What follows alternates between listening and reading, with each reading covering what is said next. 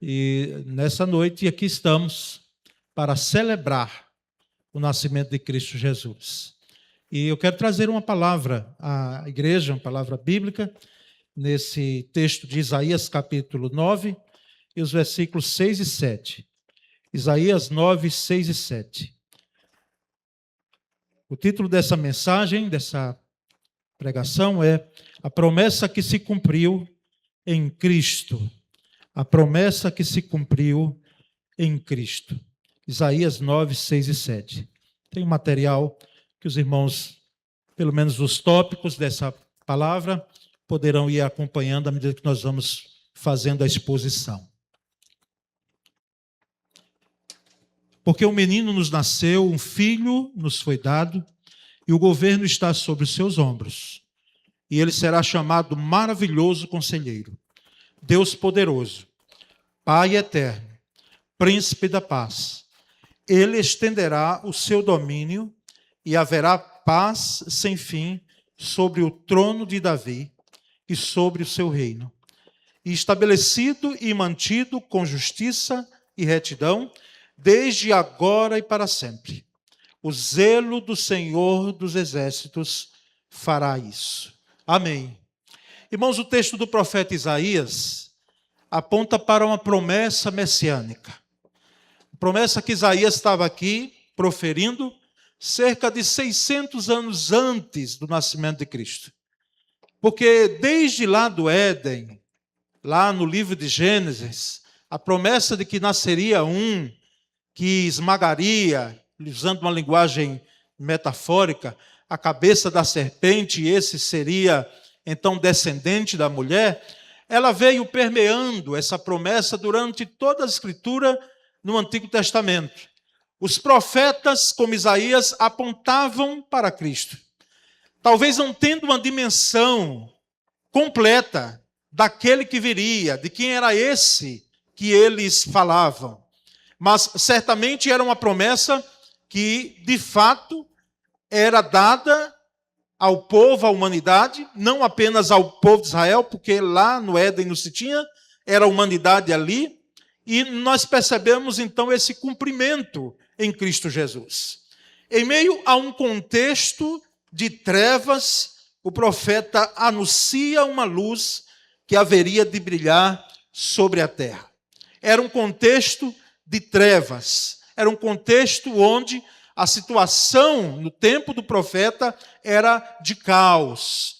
Uma situação também envolvida com algumas situações na nação e também da espiritualidade do povo e dos aspectos sociais da nação. Isaías revela que a implantação deste reino não viria por meio de exércitos, não viria por meio de exércitos poderosos ou de estratégias humanas. Porque quando se fala em domínio, quando se fala em conquista humana de territórios, principalmente no contexto da época de reinos, então se falava claramente de exércitos. Era preciso a arma, era preciso a luta, era preciso a guerra. Só que esse que vem, esse que a promessa está sendo cumprida, ele não usará de arma alguma. O domínio dele será no coração das pessoas. Ele usará do seu ensino, da sua fala, da sua vida e da manifestação da sua glória. Então ele, de fato, trará um reino que não é externo, não é político. Não. É um reino que estará dentro do homem, dentro do coração dos seus ouvintes, dentro do coração dos seus discípulos. E o texto que nós lemos finaliza dizendo que o zelo do Senhor dos exércitos fará isso. Ou seja, embora use a expressão o Senhor dos exércitos, com a expressão usada para trazer a identidade de Adonai, de Deus, como Deus que guerreia as nossas guerras, e as guerras dele principalmente, e a expressão hebraica é Adonai, ou Jeová, Sabaoth, é justamente essa expressão daquele Deus que vem, de fato, mas vem não com guerras humanas, mas com guerras que são trazidas para o coração. E, irmãos, é interessante notar que aquilo que entendemos sobre Jesus Cristo, porque se instaura uma pergunta, e essa pergunta, desde a vinda de Cristo, ou antes mesmo, quem é Jesus Cristo para você? É uma pergunta que se instaura por quê? Porque dependendo da resposta de quem está fazendo, de quem está realizando, dando a resposta, nós vamos perceber o resultado ou o alcance dessa resposta aqui na terra e também para a eternidade. Quem é Jesus Cristo é uma das perguntas mais importantes a serem respondidas. Quem é Jesus Cristo para você? E nós sabemos que o ser humano, durante a sua trajetória, tem tentado responder essa pergunta. E de maneira equivocada, muitas vezes. Para alguns, Jesus apenas foi um grande líder, iluminado. Alguém que tinha, de fato, o dom, o talento de poder ser um mestre e falar o coração das pessoas, mas nada além disso. Alguém que, de fato, veio e trouxe palavras bonitas de esperança ao coração humano, mas não se vai além disso. E nós sabemos, irmãos, que essas perguntas, essas respostas, melhor dizendo, elas não chegam ao alcance de quem de fato é Jesus Cristo, segundo as Escrituras, segundo a Bíblia. Pois essa resposta, meus irmãos, nós sabemos que temos aqui, pelo menos nesses versículos, em toda a Escritura bíblica. Nós temos falando sobre Jesus, de Gênesis a Apocalipse. Jesus é o foco, Jesus é o centro das Escrituras. E eu espero que quem ainda não tem a resposta de quem é Jesus para você, após esta mensagem bíblica, você de fato possa ter essa resposta na sua vida. E nós vamos entendendo, irmãos, que há um primeiro ponto a ser destacado em relação a esse que veio cumprir a promessa. Esse que cumpriu a promessa nele. Então, Jesus, o texto diz que ele é o maravilhoso conselheiro. É o maravilhoso conselheiro. Jesus é o maravilhoso conselheiro porque ele conhece todas as coisas que se passam dentro do homem, do ser humano e fora do ser humano. Ele conhece. Nós que militamos como pastores, como conselheiros bíblicos, nós entendemos, às vezes, as dificuldades, as limitações que temos. Até mesmo para os profissionais na área de saúde mental, como psicólogos, psiquiatras, enfim, os que abordam esse tema e tratam com ele, nós temos limitações. Nós não conhecemos o todo. É preciso uma trajetória, é preciso um caminho para se chegar, às vezes até um diagnóstico, se perceber. E no caso do aconselhamento bíblico, nós muitas vezes não conhecemos mesmo. Porque lá dentro do coração humano, da pessoa, do ser humano, de quem está à nossa frente, existem recônditos, existem lugares, existem quartos, existem espaços que muitas vezes ela tranca e ela diz: ninguém tem a autorização para entrar aqui, porque eu não vou permitir. E fica ali fechado. Mas até esse entendimento, ele é equivocado, porque em relação ao maravilhoso conselheiro que é Jesus, ele conhece tudo o que se passa em nosso interior. Ele sabe o que nós pensamos em nossa mente sem verbalizar. Ele sabe o que nós pensamos sem falar. No recôndito do nosso quarto, rente ao travesseiro, ele conhece. Por isso que ele é o maravilhoso conselheiro.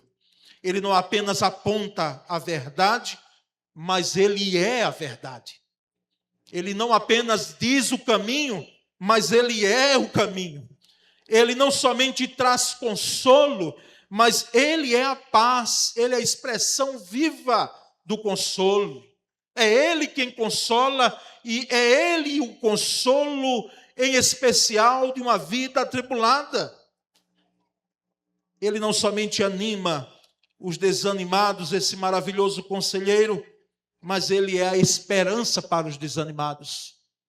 Se alguém entrou aqui desanimado, porque esse ano trouxe perdas e dores, lutas à sua vida que você jamais imaginava, eu quero lhe dizer que o maravilhoso conselheiro Jesus Cristo, Ele te anima, Ele te põe de pé, Ele te fortalece, Ele traz na realidade aquilo que é necessário para você, portanto não desanime. Ele não somente guia os cansados pelos caminhos da vida, mas Ele é a própria vida. Ele é a vida. Então Ele é o maravilhoso conselheiro.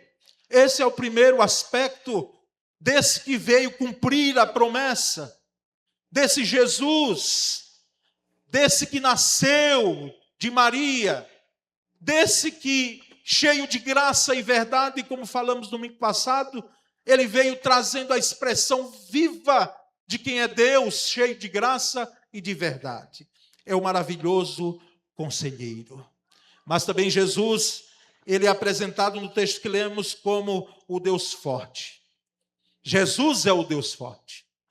Jesus não é um Deus morto, que precisa ser carregado nos ombros de seus adoradores. Não. Ele é o Deus forte. Ele não precisa ser levado. Mas quantas vidas Ele leva em sua palma da sua mão, na concha da sua mão. Ele tem o mundo em suas mãos. Ele é o Deus forte. Ele é o Deus criador. O texto de João que lemos no domingo passado diz que Ele se fez carne e habitou entre nós, cheio de graça e de verdade, e Ele é Deus. Ele é o Salvador, o Redentor, nasceu. Ele é o sustentador das nossas vidas. Aquele que nos mantém de pé quando pensamos que caímos e não tem nada para nos amparar. Ele, com a sua mão forte, graciosa, poderosa, vem e nos mantém. É o Deus forte. Jesus é Deus. Jesus é o Deus forte. Ele venceu o mundo. Ele venceu o pecado. Ele venceu o diabo. E Ele venceu a morte, que muitas vezes nos aterroriza o ser humano. Mas Ele venceu todos estes, porque Ele é o Deus forte. Então Jesus é o maravilhoso conselheiro e Ele é o Deus forte, o texto diz claramente, afirmativamente. Terceiro aspecto a ser destacado, o próprio texto diz, Jesus é o Pai da eternidade. O Pai da eternidade. Imaginem a eternidade em si. Algo que é atemporal, algo que não tem início nem fim. O amor, eu sempre, quando vou celebrar casamento dos queridos, jovens que às vezes sentam na nossa frente, ou os que já estão numa segunda núpcias de viuvez, mas eu quero lembrar ali de que, de fato, o amor deles não é eterno. Pode-se até usar a expressão poética, mas eterno é Deus, eterno é a divindade.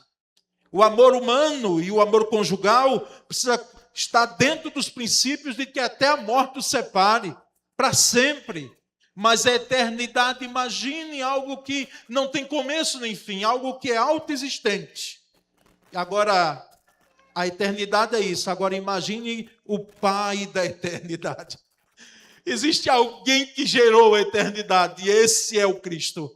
Esse é Jesus. Ele gerou, Ele criou a eternidade e Ele é eterno.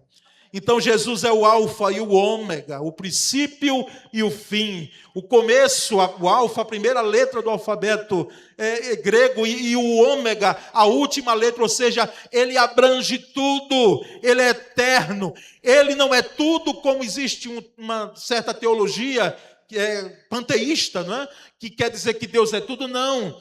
Mas Deus, Ele de fato é criador de todas as coisas. Ele não foi criado, Ele é o Criador. Como diz certo segmento religioso, tido até como evangélicos, mas enganam muito bem. Mas não enganam aqueles que conhecem a palavra revelada, a Bíblia, de que Jesus foi criado. Não, não, ele não foi criado. Jesus, ele subsiste, ele é eterno. Antes da fundação do mundo, ele já existia. Ele já estava presente ali, criando com o Pai e o Espírito Santo. Mas dentro da plenitude do tempo, como diz o escritor aos Hebreus, esse que é eterno, ele desceu e desceu de tal forma que submeteu-se ao temporal. E ele nasceu do ventre de uma mulher, ele nasceu sob a lei, ele não pulou o muro, ele não caiu de paraquedas aqui, ele não veio num cavalo alado, não. Ele nasceu como todos nós, seres humanos, nascemos e submeteu-se a obedecer, diz a Escritura. Então, esse Cristo, ele de fato é o Criador, ele não foi criado. Seu trono, porque ele é rei e reina soberanamente, é revestido de glória e majestade. O seu trono é revestido de glória e majestade. Glória é uma palavra, inclusive, que nós usamos, doxa, que é a presença, a manifestação da presença de Deus. Aquele que se assenta no trono, ele é cheio de glória e ele é soberano, ele é rei maravilhoso e que reina no coração, como cantamos aqui. Quando reina no coração, reina de forma maravilhosa, surpreendente e transformadora. Ele está entronizado acima dos querubins, que são seres angelicais. Então, Jesus é o Pai da eternidade. Ele é o Pai da eternidade. Ele é eterno, acima de todas as coisas. Junto com o Pai, junto com o Espírito Santo Consolador. Aquele que veio, que está conosco aqui, e que nos anima e que nos consola. Jesus é o Pai da eternidade. Mas, no quarto e último aspecto, Jesus é o príncipe da paz. Jesus é o príncipe da paz. Ele é o maravilhoso conselheiro, Deus forte, Pai da eternidade e o príncipe da paz. Nossa paz, meus irmãos, não é ausência de problemas. Há quem pense que paz é ausência de dificuldade. Não, não. Quando estivermos aqui nessa terra, nós vamos ter muitos momentos bons, mas também vamos ter momentos de luta, momentos de fato de decepção, de frustração, de problemas, de tribulação, de angústia, que às vezes algumas pessoas dizem dá vontade de sumir, de ir embora. Mas eu quero lembrar a você e a mim também, de que Jesus, ele é o príncipe da paz. E não é o fato de termos problemas, dificuldades na trajetória da nossa vida, que vai ofuscar o brilho desse príncipe da paz, que nos dá paz até diante das situações as mais vexatórias, a de maiores perdas que nós temos. A paz dele está presente, a paz dele inunda o nosso coração. Nossa paz é uma pessoa, irmãos. Nossa paz, ela não é um momento, não é um sentimento apenas, não é uma sensação de paz. A nossa paz é Cristo Jesus. A nossa paz veio para trazer paz aos nossos corações. Nossa paz é Jesus. Onde Ele governa, a paz é estabelecida.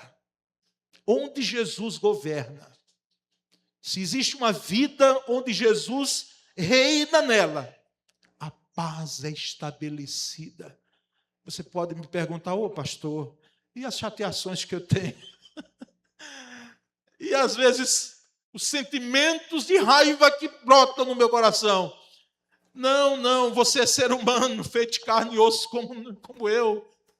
E Jesus há de entender, e embora ele diz claramente na Escritura, de que não se ponha o sol sobre a vossa ira, ou seja, que a sua ira seja momentânea, porque quem sabe a sua ira, ela tem até um motivo justo para você ficar irado, ou às vezes não. É bom sempre sondar, porque nos iramos, mas nós sabemos que a nossa paz, ela é de fato realizada em nosso coração, porque uma vida onde Jesus governa, essa vida tem paz. Desfruta de uma paz, às vezes em meio a uma guerra ferrenha. Quando Jesus entra no coração de uma pessoa, ele quebra o jugo da ansiedade. Ansiedade, irmãos, hoje, que é um gatilho, é um pulo para a depressão, que a Organização Mundial de Saúde já tem há um bom tempo como uma doença. Uma ansiedade excessiva. Porque os estudiosos dizem que existe uma ansiedade natural. Obviamente, diante de uma cirurgia, nós ficamos ansiosos. E a esposa também, e o filho também, e o pastor também, e a igreja também. Os parentes também, a mamãe também, a sogra, enfim, ficamos ansiosos. Quem é que vai dizer, não, para mim está tudo bem. Oh, glória a Deus. Que bom, meu irmão, que bom. Mas isso não é maioria, você é exceção. É uma ansiedade natural, é uma ansiedade diante de algo que se tem a fazer no outro dia. Mas ansiedade excessiva, um coração ansioso excessivamente, é um coração que tem a sua paz ameaçada. E eu quero lembrar a você que a nossa paz, ela não entra. Jesus não é a nossa paz que vai, entra um tempinho, aí depois sai de novo, depois entra e sai de acordo com aquilo que nós estamos enfrentando no momento. Não, não. Essa ansiedade excessiva em um coração, quando Jesus entra, o jugo da ansiedade excessiva é retirado e ele estabelece a paz. Ele estabelece uma paz verdadeira. Não é uma paz volúvel, não é uma paz que vai de acordo com as marés da vida, não, é uma paz que permanece, é uma paz que fica, porque é uma paz que é Cristo. Então ele é o príncipe da paz, Jesus é o príncipe da paz. Onde Jesus reina, acabam as facções, as guerras, os conflitos, os preconceitos, os rótulos, tudo isso é retirado, é colocado de lado, é destituído, quando Jesus reina em um coração com a sua paz. Onde Jesus reina, não há espaço para o ódio, para a mágoa, nem para a vingança. Não há espaço. Onde Jesus chega, reina o amor, o perdão e a reconciliação, por mais que nós sabemos que nós estamos tratando com temas que doem, com temas que trazem as suas implicações, mas aquele que tinha todo o direito de não perdoar, aquele que tinha todo o direito de fazer com que aqueles que o machucavam e tiraram-lhe a vida, ele pudesse trazer a moldura do seu ódio, da sua raiva, da sua ira, ele não fez. E deixou para nós um grande desafio na oração do Pai Nosso, que é um modelo de oração para nós. Perdoa as nossas dívidas, Senhor, assim como nós perdoamos aos que nos têm ofendido. Assim como nós perdoamos aos que nos têm ofendido. Onde Jesus chega, reina então a reconciliação, reina o perdão. Considerações finais dessa palavra, meus irmãos. Primeiro, cada título que vimos de Jesus: maravilhoso conselheiro, Deus forte, Pai da eternidade, príncipe da paz, nesse texto, revela uma faceta da sua obra e do seu caráter. É aquilo que Jesus é e é aquilo que Jesus faz. Segundo, diferente dos reinos humanos, marcados por corrupção. Corrupção. Dói o nosso coração. E, por favor, não entenda a minha palavra com nenhum cunho político partidário, porque nesse púlpito nós temos evitado de todas as formas. Mas é de doer o nosso coração uma nação tão potente, com tantos recursos como é o Brasil. A corrupção se alastrar veementemente e ela não é nova. E parece que ela não morre. Porque os reinos humanos são marcados por corrupção, mas também são marcados por instabilidade. Aquele que domina hoje, aquele que governa hoje, aquele que reina hoje, de um dia para outro, ele pode ser destituído. Mas o reino de Cristo Jesus, ele se mantém estável, ele se mantém firme como a rocha. E nele não há engano, nele não há inverdade, nele não há engodo algum, nele não há corrupção, não. Jesus é a expressão clara da integridade. O reino do Messias, então, é um reino de justiça e um reino de paz. Terceiro e último, o nascimento de Jesus, irmãos, não foi apenas um evento histórico. Foi um evento histórico, mas não apenas um evento histórico. Não. Mas o cumprimento da promessa divina. Por isso, o título dessa mensagem. Aquele em quem se cumpriu essa profecia, essa promessa. Mas o cumprimento dessa promessa divina mudou a história da humanidade. Mudou. E mudou as nossas vidas. Que foi alcançado pela graça de Cristo Jesus. Que tem Jesus como maravilhoso conselheiro, o Deus forte, o Pai da eternidade, o príncipe da paz em sua vida.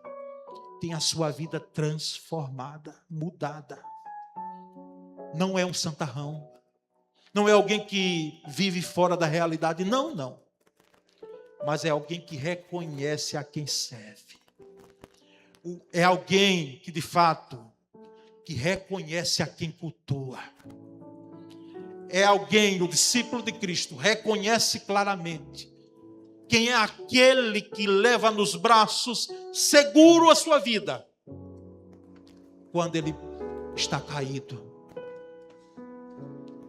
É o maravilhoso conselheiro, o Deus forte, o Pai da eternidade, o príncipe da paz, que não apenas mudou a história antes de Cristo e depois de Cristo, para nós aqui ocidentais, mas mudou a história das nossas vidas. Jesus mudou a história das nossas vidas. Jesus mudou, transformou a história das nossas vidas. Amém, meus irmãos? Quero orar com vocês. Obrigado, Senhor. Oh, maravilhoso conselheiro, aquele que nos conhece muito mais do que nós nos conhecemos. Oh, Deus forte, oh, Pai da eternidade, príncipe da paz, rendemos a Ti toda a honra e toda a glória. Celebramos, ó Deus, o Seu nascimento, mesmo sabendo que não foi nesse dia como esse que o Senhor nasceu, porque nós não estamos presos à data, nós estamos presos ao fato de que o Senhor veio e desceu de sua glória, e aqui se revestiu de humanidade para nos redimir. Foi até a cruz, morreu, mas ressuscitou e vivo está, e reina soberanamente, e voltará para buscar a tua igreja no tempo próprio. Oh, nós rendemos toda a honra e toda a glória ao Senhor, o príncipe da paz, o Rei maravilhoso. Nós rendemos, Senhor, toda a glória, toda a honra a Ti. Recebe o louvor dessa igreja. Recebe, Senhor, o nosso louvor. Recebe a nossa adoração. Essa é a oração que fazemos em o nome de Cristo Jesus, o nosso Senhor e Salvador. Amém. Amém.